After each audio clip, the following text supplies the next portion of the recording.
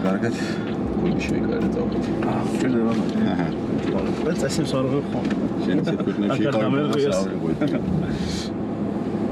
დისკომფორტი ხო არ კომფორტული არ იმუშტო.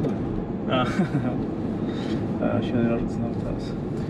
პირველი კითხვა მინდა Amazon-ის ვიდეოსთან მიმართებით ჩანაფიქრმა რამდენად გაამართლა გამოწერების კუთხით. რამდენი მოგიმატა პირველი ვიდეოს დადებიდან დღემდე? პირველი ვიდეოს დადებიდან დღემდე სადღაც 25,000 გამოწერება იმატა მაგ ვიდეოს გამოყავს. და არა იმაზე მეტი ვიდრე ანუ ეგრე დავანონსეთ, რომ 200 თუ 200 ალბათ, ან თუ 200 არა უბრალოდ დავიდეთ 200 და მე მალევე იქნებ 200 ავიდეთ და თან დავამთხეთ ეს ვიდეო ეგრე დავანონსეთ კი არა 200 რო იქნება ეგრე დავუდებთ. და იმდენად მომდოვნელი იყო ეს და რომ რა ვიცი არ მოდევოდი მართლა და ძალიან საინტერესოა რომ ხანდახან იქ რო ვარ მე რაღაცა ვერ ვაფასებ რომ რაღაცა განსაკუთრებული მოხდა რამე საინტერესო ისიც. იმიტომ იმ კონტექსტში ხარ როცა იღებ ხო? ხო და ძალიან საინტერესო ფიდბექებიც მივიღე და ძალიან გამისწორდა მთელი პროცესი. ეგეთი არა გამოწერების გამო არა, ანუ უბრალოდ რაღაც ჩემი თავის ბოლომდე გამოხატვა მოხდა და თან გამისწორდა სიტუაცია. თან რაღაცა ის რამე მოხდა მაგ ვიდეოთი თან ანუ მე მგონია რომ ბევრად ღირებული ვიდეოები მაქვს, ბევრად უფრო საინტერესო კიდევ უფრო და ბევრად უფრო მეტად აქცენტირებული მათ შორის აი ჩემ პერსონაჟზე რა, ანუ რაღაც კონკრეტულზე რაღაც ხდება, რაც მე შევედი, მაგრამ ამ Amazon-ის თემა ზოგადად იმდენად საინტერესოა, რომ მაგან კიდე ახალი აუდიტორია მოიწვია, რომელიც ჩემი ძველი ვიდეოებით დაინტერესდა და მე ისინი მწერენ რომ აუ რა, კაი ვიდეოები ქონია რა საინტერესო და ანუ ისე თუ ისე არ ხარა YouTube-ზე ეგრე რომ გვერდიდან შეიძლება ჩავუყარო რაღაც რა. და ეგეთი ვაირალ ვიდეო რაღაც მოჩი ეხმარება რომ ზოგადად გაგიცნოს აუდიტორია და ოზედად ეგ გამისწორდა. შენთვის ეს პლატფორმა თვითონ YouTube. შესაძლებელობაა თუ უფრო ეს კარტობისათვის გამოხატვის?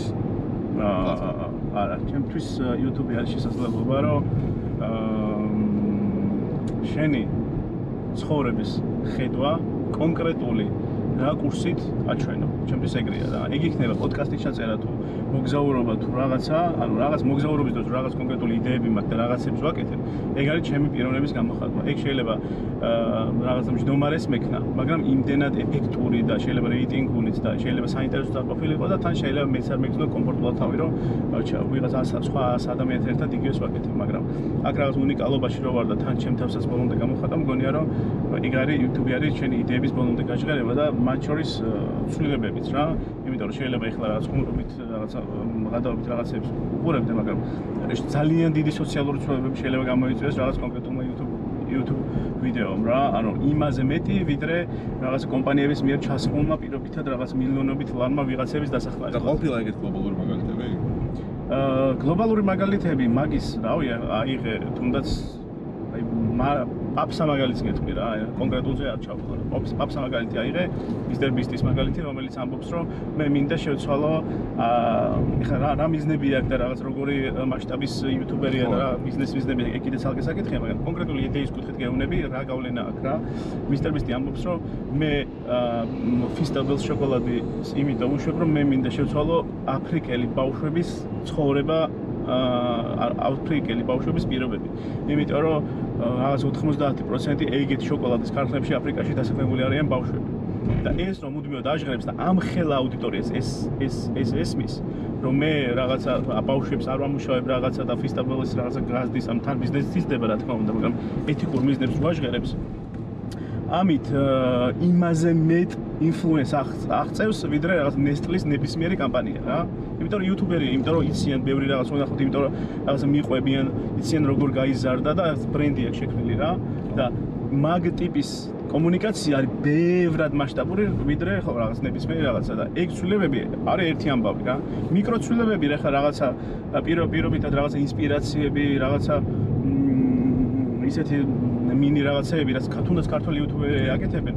ეგეც ხდება რა, რომ რაღაცა რაღაცა აზრი ჩამოაყალიბა, რაღაც იუთუბერები გაერთიანა და კონკრეტული პოზიცია თქვეს და მე ადამიანებში რაღაც ის აზრი დაბადა მათ შორის რა და ეგეთი მიკრო ცვლილებები ყოველთვის ხდება და ეგ არა აქვს ძალიან დიდი მნიშვნელობა, ეგ გასართობი იქნება თუ ისა რა ქვია შემეცნებით თუ ასე შემდეგ. რა მთავარია რომ მაქსიმალურად აუთენტური იყო აუდიტორიასთან და მათ შორის შენი შეცდომებიც აღიარო და მაგის ფონზე მიყვე ბოლომდე და მაგ ნაწილში რა, ანუ პირობითად, აი მე თუ მინდა, ეხლა, რავი, ანუ ვთქვათ 10 ადამიანს დავეხმარო. ვიღაც კართ საქართველოში 10 გაჭირებულ ადამიანს გავეხმარო. თუმცა ისე არა რაღაცა შეფუთულად რა, ხო იცი რა, დეპუტატები რომ მედიან პარკებით და რაღაც მარაზმით ვარ, ეგრე კი არა, ანუ რაღაცა ინსპირაციული ვიდეო გავაკეთო რა. გაცილებით მგონია რომ გაცილებით დიდი რესურსი შეიძლება მქონდეს, ვიდრე ნებისმიერმა კომპანიამ რომ იგივე გააკეთოს. იმიტომ რომ ხალხი მე მომყვება, მე ამას გავაჟღერებ, მე შეიძლება ხალხი გაერთიანდეს და რაღაცა ეგრე გავაკეთო და ეგ მაგას სანამ თუნდაც მასშტაბი არ მექნება პირობითად სანამ რავი ამაზონის ჯუნგლებში არ ვიქნები და მანამდე პროსტა ავდგები და გავაკეთებ ვერ ვიზა. ამიტომ ხანდახან თუნდაც ვაკეთებ ისეთ რაღაცებს რომელიც მისწორდება, მაგრამ შეიძლება ბოლომდე ინსპირაციული არ იყოს, მაგრამ ეს გეხმარება რომ რაღაცნაირად მასშტაბი გაიზარდო ადამიანების შენ გენდონ და მე რავი თუნდაც კარგი ამბები გააკეთე.